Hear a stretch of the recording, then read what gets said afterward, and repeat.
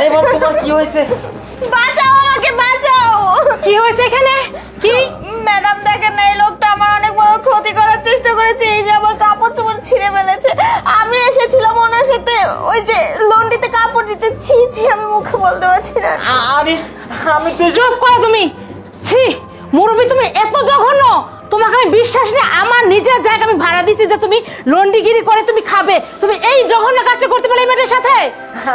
আরে আরে খালা, আমি কিচ্ছু জানিনি, আমি এসব কিচ্ছু জানিনি। এই লোকটা মিথ্যা কথা বলতেছে বাঁচার জন্য। ম্যাডাম বিশ্বাস করেন, আমি একটা মেয়ে মানুষ হয়ে নিজের ইজ্জত কিভাবে এভাবে ধ্বংস করছি আমি সব বুঝতে পারছি। থামো, চুপ করেন। আর আপনি একটা কথা বলবেন না। আপনি এই মুহূর্তে, আমি যে জায়গা ভাড়া দিচ্ছি আমি এখানে আপনাকে রাখবো না। বের হয়ে যান আমার জায়গা থেকে। না না ম্যাডাম, এটা কি বলতেছেন? ওনাকে বের করে দিবেন কেন? উনি এখানে লন্ড্রি